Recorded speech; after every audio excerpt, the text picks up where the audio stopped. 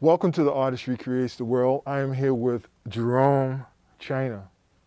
Thank you, man. Thank you for having me, man. Oh, We've been trying to set this up for quite some time. So. We have been, and I told you, I said, I'm going to get you in, Jerome. I said, I am going to get you in, and thanks for coming down.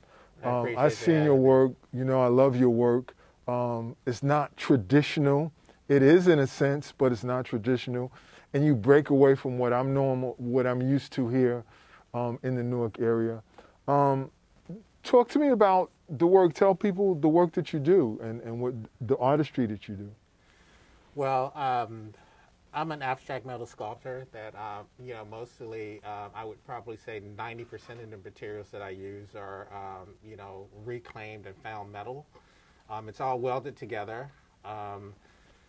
That's pretty much the extent of the medium, you know. And I also have gotten into some blacksmithing. So I have a colleague of mine who lives in Pennsylvania. So I visit him, you know, like maybe once or twice a year and spend the day there learning how to blacksmith. So that's heating metal in the forge and basically hammering over an anvil.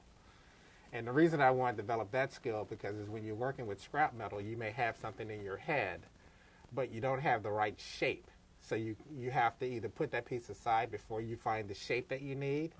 And with blacksmithing, I can create basic shapes. So I'm not sitting around anymore waiting to find the shape. I can just heat it up and bend it myself.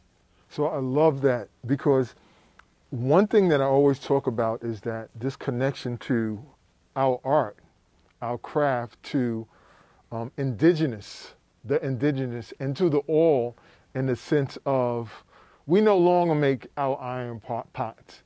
But right. Talk about how closely connected blacksmithing is to, or used to be, to the totality of society in terms of making the pots and making the gates.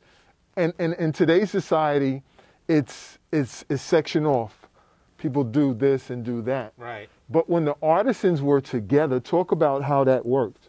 Well, let's be clear. By no means am I a blacksmith. I have very rudimentary skills, but I appreciate that. Yeah. So, because my blacksmith friends out there will be going, "Oh, so now he's a blacksmith." No, we're telling y'all. He's just giving us a little overview. All right. Yeah. So, you know, when I was doing some research, some basic research on blacksmithing, it dates back, you know, centuries, obviously, and you know, from the mining of the materials and actually you know, smelting them down where you can actually make them malleable. So you know, if you take a look at, you know, African cultures, you know, most of their spears, the head of their spears were, you know, made out of things that they actually blacksmith. Yes. And they use, you know, very rudimentary kind of things, you know, like we have like these large anvils, you know, they would just have like, you know, like maybe a cylinder, or in those times they were just, you know, banging out things on rocks. So, you know, they used a lot of that. They made their own, their own field cultivating tools. So, you know, they didn't, you know, obviously, you know, there wasn't a Home Depot. So a lot of the stuff, you know, they had to make. And the thing that I really love about the artistry of that is that they actually used the things that were there. So even though they were blacksmiths, I take a look at them as like very creative artisans. So they had a problem. I didn't ask him to say that. Yes. Yeah, they had a problem, and they took a look at their surroundings, and they took from the things that were readily available to make the stuff that they used. So I just really love that aspect of it. You know, it's again, it's very rudimentary in a sense, but when you take a look at the skill set that actually goes into that, it's just amazing that they were able to use the things that were readily available to them to make what they needed to make. Cool. Talk about, I saw a quote from the article on the Post that I loved, the Washington Project for the Arts Post. Yeah. And you talked about, since you were talking about, since you recently started creating art, the greatest challenge for you is finding your authentic voice. You have a voice, you say you have a voice, but that a voice is a combination of a lot of other voices, Right. what makes the work unique and authentic in a way. However, it is not yet my authentic voice. Right. And talk about how you express your authentic voice through your medium. Well, when you're first starting out as an artist, there are some people who are just lucky, they knew that, well, I wouldn't say lucky, I would more say blessed. They knew like at 2 years old that they wanted to be an artist. Then there's some people, they just come out and like what they're doing is just like so fresh.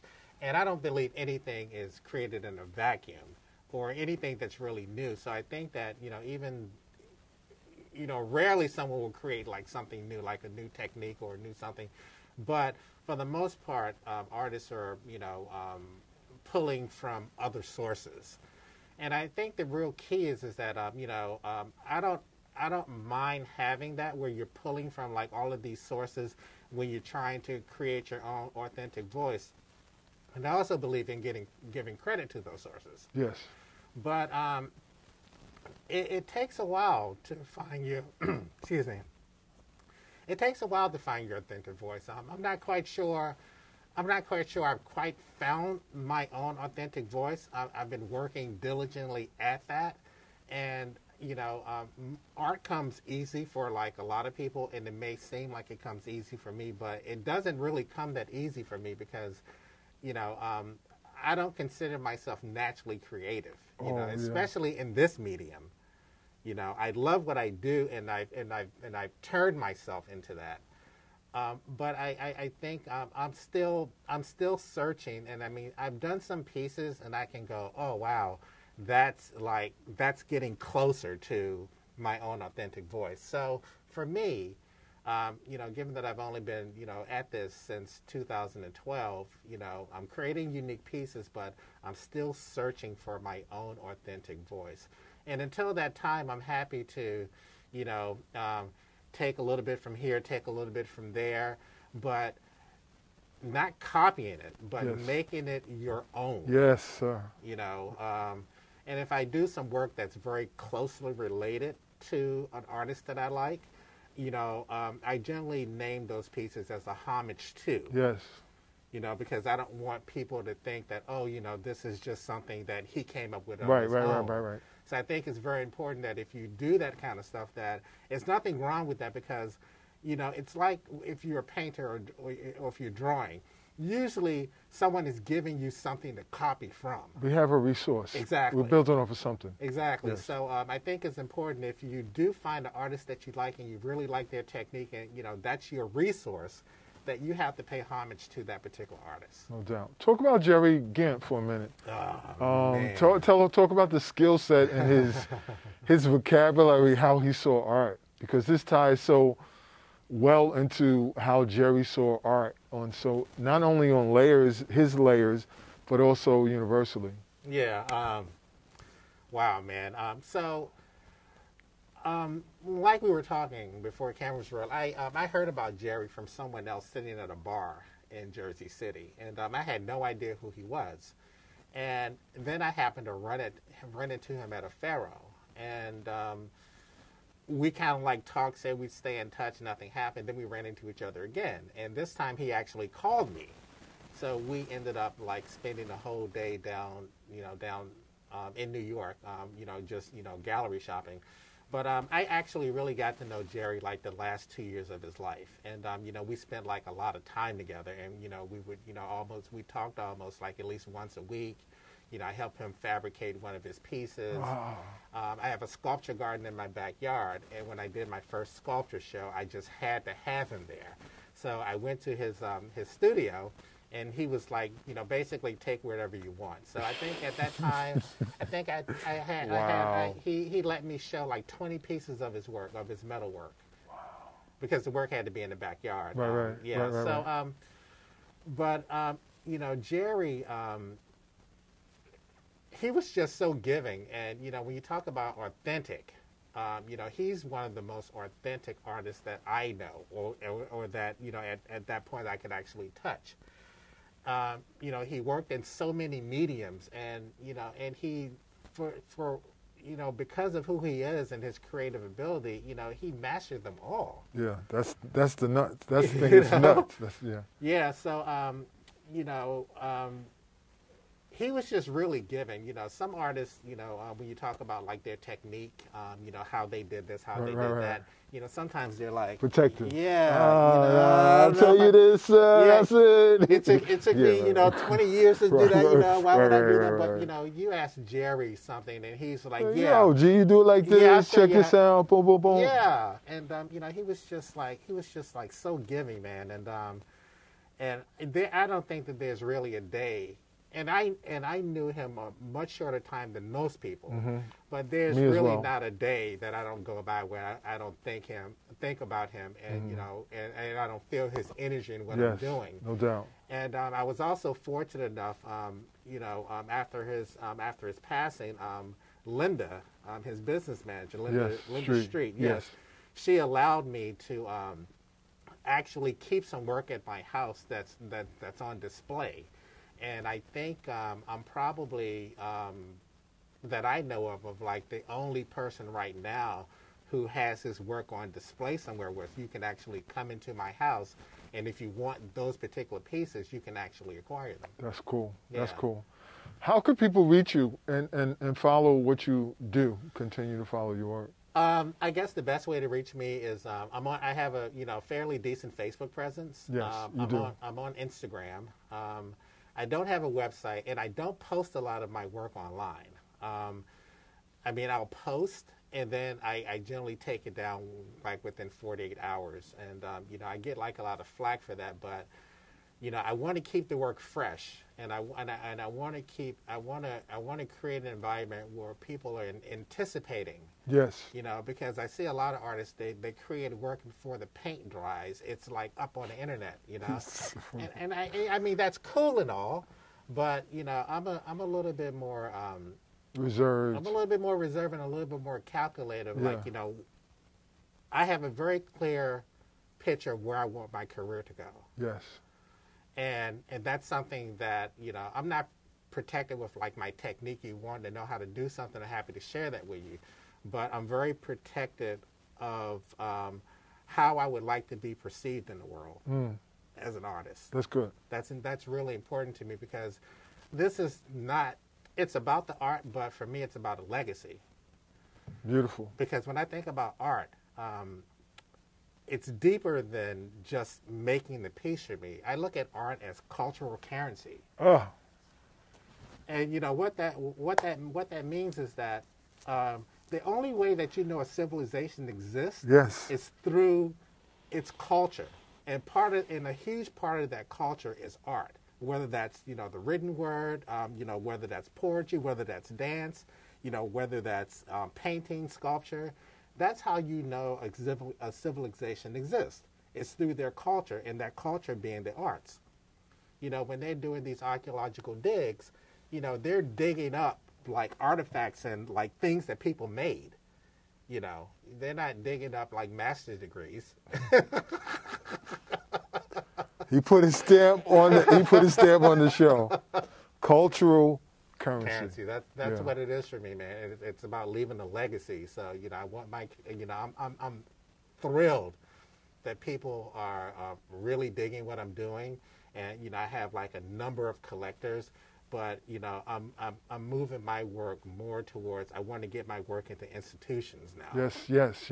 I love it. Museums, prominent family collections, foundation collections, because I want I want the work to be accessible to the world, not, again, I'm happy to have collectors where they just want to put it on. Yes, of course. But I want my work to be accessible to the world, and I want it to be shown that way. So, that's where I moved in my career. And it's a slow, steady crawl. But people need to hear that. And when you say world, that ties in right with the artist recreates the world. Yeah, man. So that's it, man. Yeah, man. It's been fun, man. Thank you so much for having me. My man. Yo, it took a while. We got him.